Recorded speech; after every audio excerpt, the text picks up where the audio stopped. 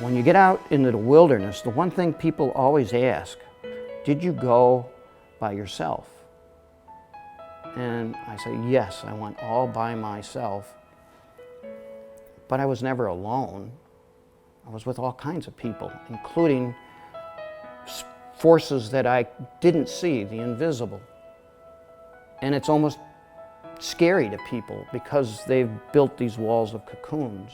There's a longing to be free of it with the wilderness, but a fear of such openness and exposure. And the more that they build these walls, the more they're cutting themselves off from the spiritual world.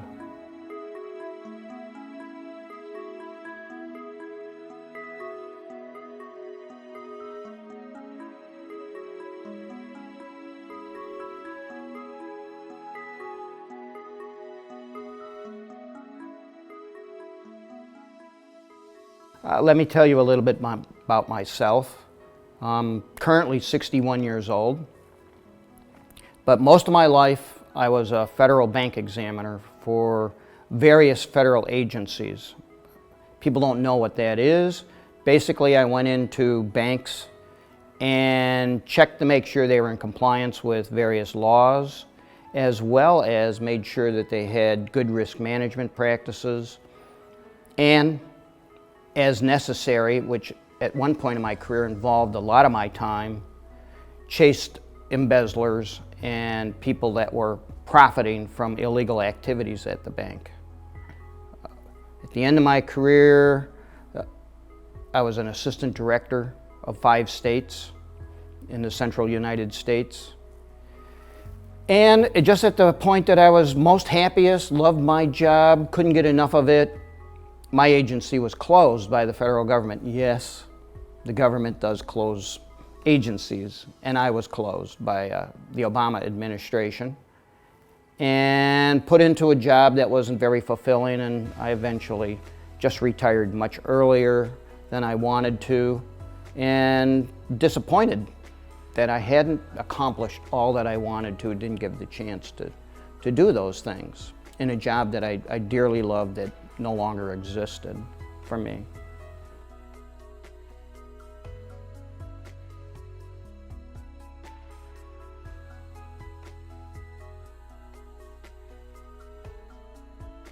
The idea to hike the Appalachian Trail came to me a number of years before my career ended.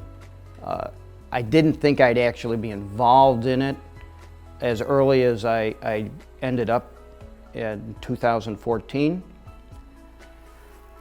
But I've always found nature and the physical struggle of walking and living in nature to be opening to my mind and refreshing. I think I have the general idea of many people that going back to nature is a simplicity of life and opens your mind and frees you from the burdens of everyday life. And so when I retired, I thought I'd go on a fairly long hike back into nature. It didn't cross my mind to do the whole 2,200 miles of the Appalachian Trail until I came close to retirement and I couldn't decide where I wanted to go.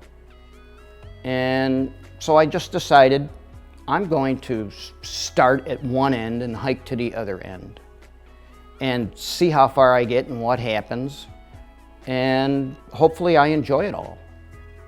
And that's how it came about. As I studied this idea, I learned of the idea of a through hiker, which are few people that endeavored to do that whole distance. And I thought, well, let's see what I got as an old man to go out there and test my limits.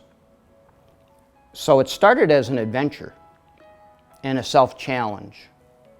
It wasn't long, less than 6 days into this, that I realized it was no longer a physical challenge. It had morphed into this internal experience of deeply getting into my own mind, with having hours to think through simple problems and to understand it without the clutter of the daily life. Going back to nature really does free you from the noise of the social environment we live in.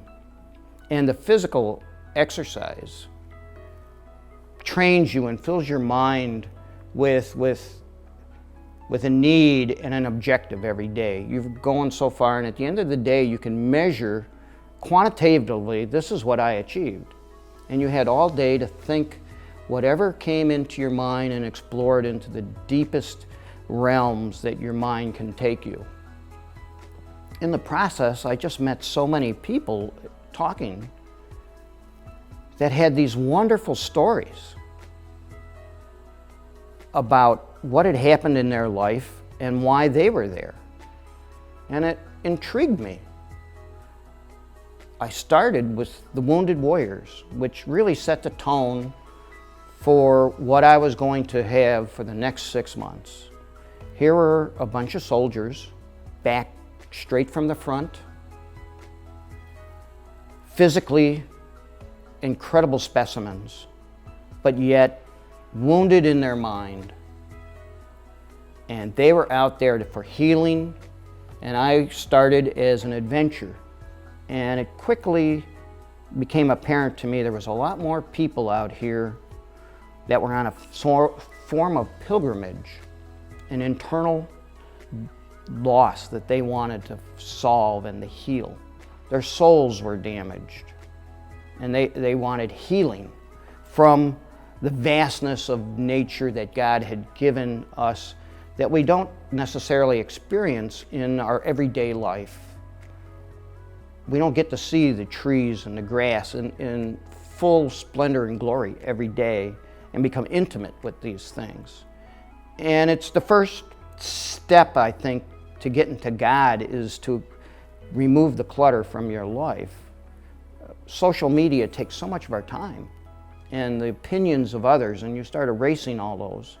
And it's just remarkable that once you free your mind up, God's there to talk to you. He wants you to hear and to listen and hear your problems. And you get this sense that pretty soon your thoughts aren't fully yours, that they turn into these conversations that you can fully explore and think. And at the end of every day, I'd write them down. So I didn't forget them, because they became very important. To me, what was being said, there was some type of wisdom that was coming from every little day in tiny little pieces, that I got the feeling that if I keep going, at the end I'll get it all together. It'll mean something. And it drove me to continue to walking, as well as these people that I met. Some of the people I met, I was sitting in a shelter one day, and there's 4 other people in there. There's a woman my age with her son, and she had just had a mastectomy just 6 weeks earlier and was out on the trail with her son, and her son had come hike with me and be healed, and we'll do this together. The love of a mother and a son. And sitting right next to him was a young woman who had been assaulted, and was her father, who had done the same venture. And we're out in the woods. And I looked as if I'm passing through an incredible moment here. 2 people are searching. They've found each other with family, different ages, and they're both looking to heaven, all of them, for help in overcoming these tremendous obstacles that have been placed in their life. And walking through nature was one way that they had found the time to free their minds of this terrible burden that was on them and to speak to God. And they said, each of them, it gave me time to think and to get over it and to pray. Being out here in the wilderness. It was quite a moving experience, and there was just many people like that. A woman called Left Turn, who had a 17-year-old son, had died on the football field at 17, playing high school football. And she couldn't take it. And years of trouble, every part of her life had collapsed, including her faith. And there she was, walking to reconnect. And she would tell me, it's just amazing on how your mind is clear and you feel like someone is in your mind talking you through your problems. There is an answer as you raise these questions that comes to the people doing these. It's a pilgrimage type of thing through the hard labor. You don't know how it happens, but it happens. And it happens because you've cut out this cocoon that we're in. I think it's the dream of everybody to go to the wilderness away from their problems. But there seems to be a common pathology today in our society that causes everybody to want to build walls around themselves. And in the process, they lock everything out. We go to fast food in our cars. And we don't want to get out of that shell, that steel shell we've got around us. We build strong homes. We build firewalls for our communications. We don't go out in the rain. We shelter from it, all types of weather. And we fear everything that is away from us. And I think all this just closes, building walls upon walls upon walls. And each of those starts closing out the communication with God and everything else. You close and close and close down. When you get out into the wilderness, the one thing people always ask, did you go by yourself? And I say, yes, I went all by myself. But I was never alone. I was with all kinds of people, including forces that I didn't see, the invisible.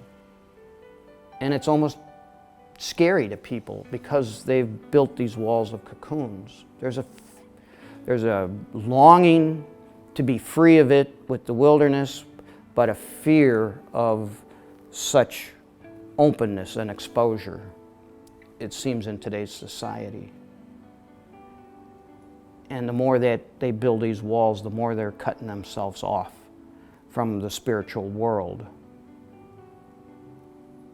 And you could just see this opening up as people slept outside in tents.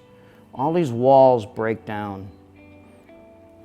One thing you meet out there, because you're so exposed, you start becoming open. You start interacting with people that you would never ever meet in your normal life and doing things you would never ever do. Not only are you exposed to all the elements, but you find yourself sleeping shoulder to shoulder, spooning sometimes with people you've never met from all walks of life and all ages. You see men who haven't shaved for weeks. We smell. Tattoos. People you would say, I'm going to walk on the other side of the street. If they come near me, please go away. And now you're cuddling with them these strangers at night because it's cold. And you don't think anything about it. The men and women are doing the same thing. All these fears melt away over time.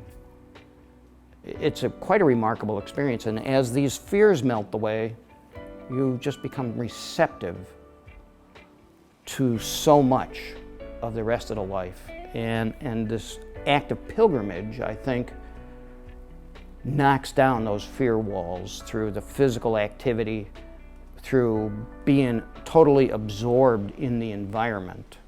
You have to knock those walls down or you can't do it. Once they were over these fears, healing began for many of them.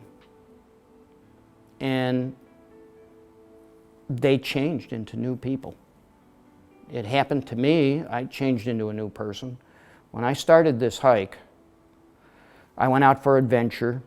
I was a bit bitter about having to retire as young as I did with unfulfilled dreams. And I was also very negative because I dealt a bit with crime and the idea that people would rather steal than be nice, that there was no people out there ready to help the stranger and to give you their time, had really infected my whole mindset with people. And I had closed off. Said, well, the country's going to hell with all these people, all those tattoos, all this junk. It's just not good. We need to change.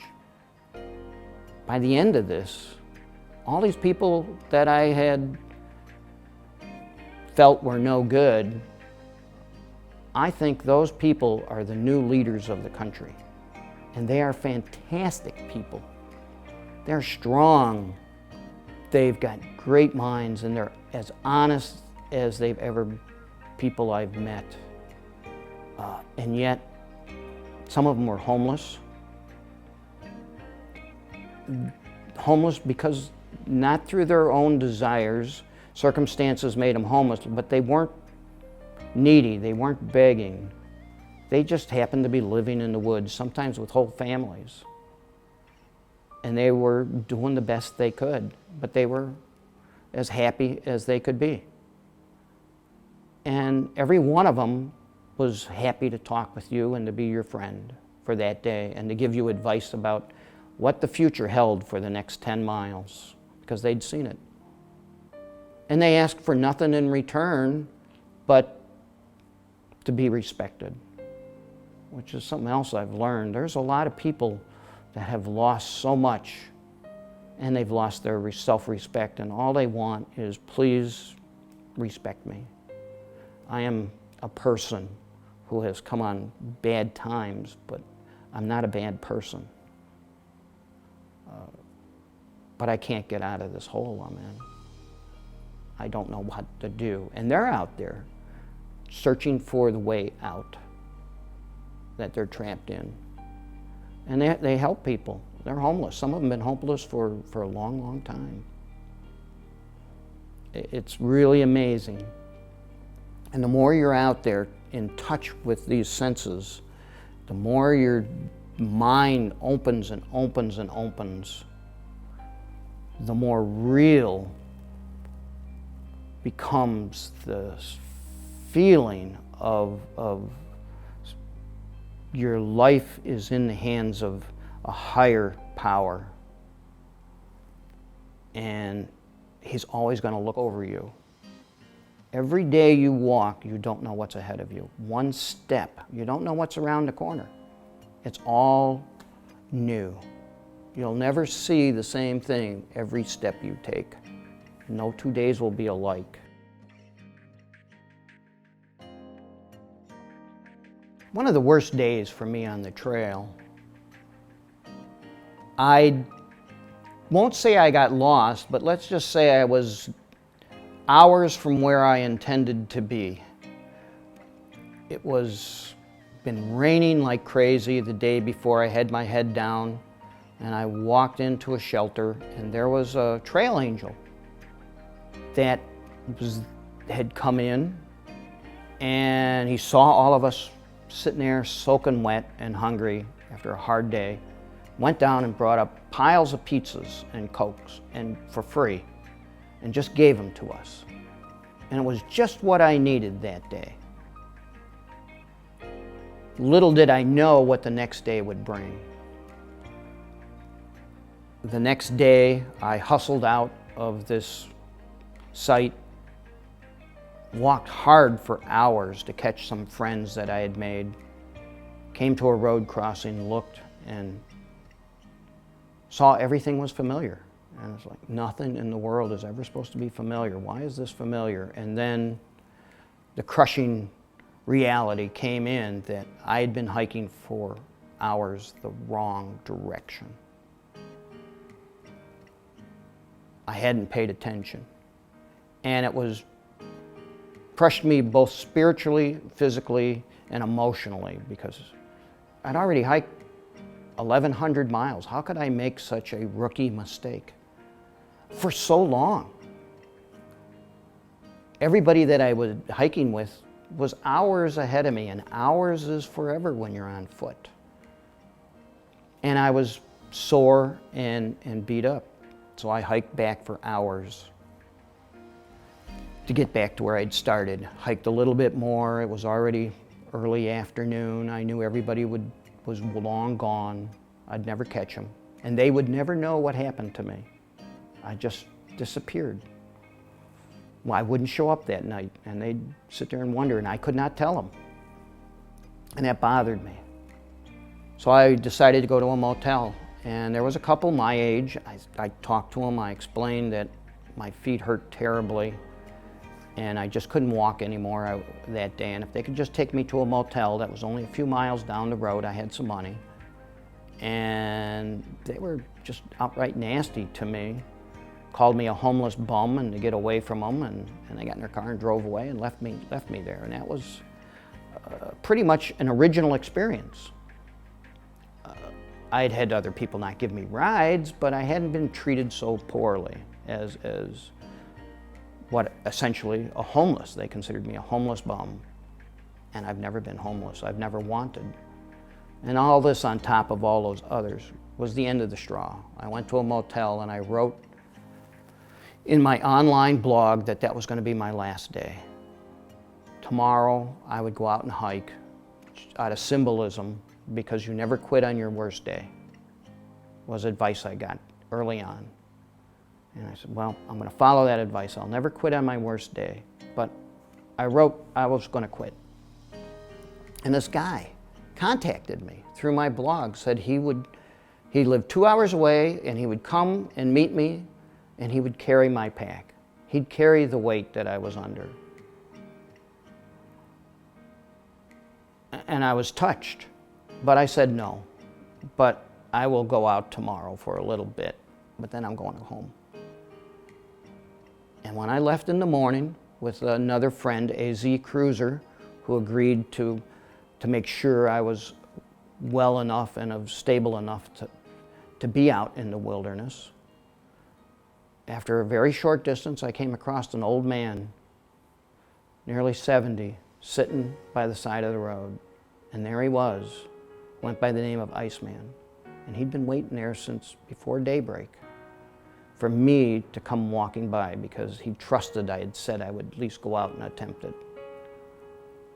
And then he walked with me and stayed with me, gave me Cokes and sandwiches. And for the next 10 days, I came across road crossings, and he was there. This stranger, I didn't know him from anywhere. He was there, rooting me on in person and giving me refreshments, offering to carry my pack. And sometimes I let him carry it. But he saved everything. And I never in my life have experienced such care that someone gave to me, unanswered and unasked. And it was what I needed at that very moment to complete this task. I was done. And I think he was heaven sent. I'm here today doing stuff I never thought. I'm doing this. I didn't see any of this coming. I didn't see me writing a book. I thought just walking this would be enough. But it continued to give, and there's an example of a man that just came to an aid of a stranger, hours, just so I didn't quit walking. I am just amazed. Within those 2-3 days, I went from the lowest point to an incredible high point, and he kept me walking. And I think to this day of what he did for me. And I do keep in contact with him. He touched my life unbelievably. The final days are very difficult to describe. You would think that after such a journey, you're just physically invincible, but you're not. You're absolutely worn down. Your body is failing in many ways. You've lost lots of weight. You're tired. You've not rested your muscles well for months, and they're burnt out. At the same time, there's a bit of an insanity that you've put in this huge amount of efforts for, and you can see the end. Literally, the end becomes visible about 40 miles before you get there. It's a gigantic mountain, and you're going to climb this last mountain, and the trail ends at the peak. And you can see it, and the last 40 miles creates almost a frenzied crazy with everybody. We're going to make it. And it doesn't matter your physical condition, you're going to go. There was a woman who had Lyme disease at the end. And she was suffering from Bell's palsy as a result of this Lyme disease. Part of her face was already caved down like a stroke victim. But she wasn't going to stop. She was unstoppable from the urge to finish. That's what overcomes you as you see this mountaintop, and you know you're going to get to it. And the last climb, which is 5 miles long, is the most rugged and the longest and the steepest of the whole trail. It's the biggest challenge. You feel like I've done all of this for this final challenge and trained. And for me, I climbed it in a cloud. I got to the top and stood there by myself, essentially. There was a couple other people when I first got there, but they left quickly, and I was there alone on the top of this mountain. The real solitude in a cloud. Not able to see anything around me but the sign that says Katahdin, the end. And just this feeling of calmness came over of completion. It was not excitement, it was just absolute calm. I was done. I had done it. Now what's in front of me? The last mile I walked, but it's not the last mile. You have to walk 5 miles down that mountain to get from the end. But for me, it just was absolute calmness. It was done, and it was done as fast as Dorothy in The Wizard of Oz clicks her 3 heels and goes home to Kansas. It's that complete. It doesn't last. It was amazing. I'm done. I can go home and I can rest. And you almost collapse when you get done. Like a runner that's done 26 miles, they collapse at the end. You collapse at the end in joy. You're done.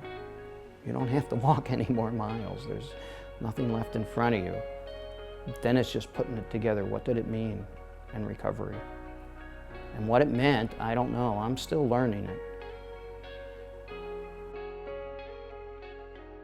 This hike affected me directly because I was a defeated person in a lot of ways when I started it.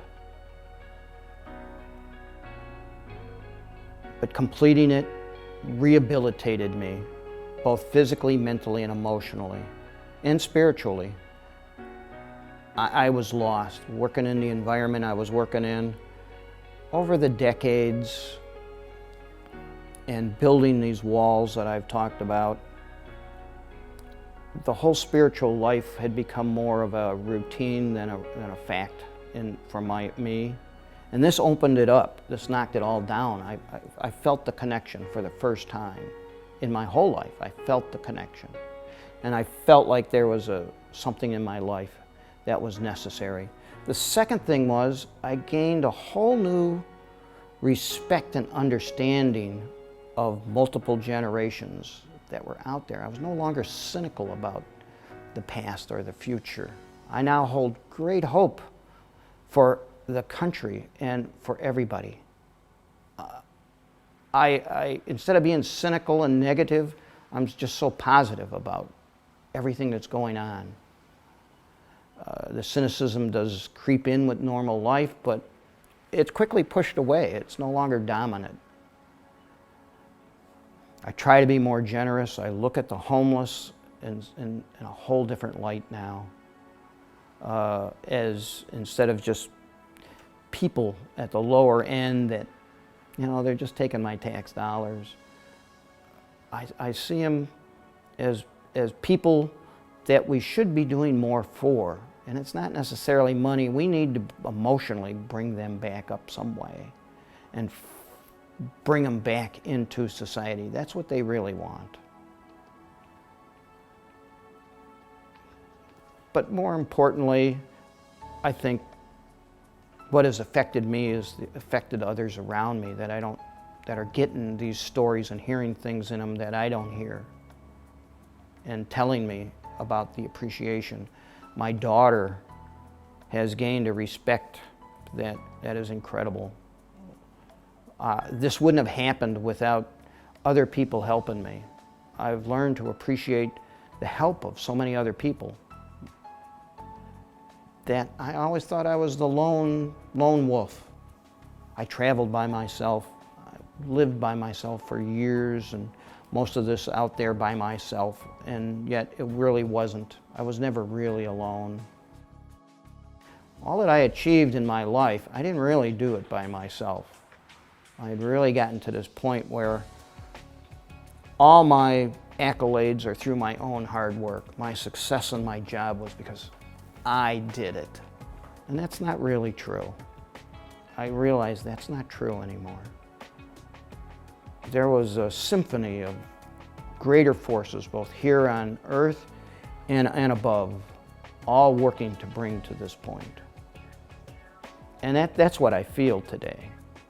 I don't think everything in my life is as a result of my own hard work.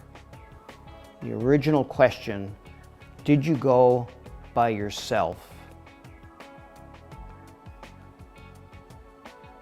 What's wrong with going by yourself? Why is that the most dominant question people ask me? Why can't you do stuff by yourself and realize you're not alone because you're by yourself?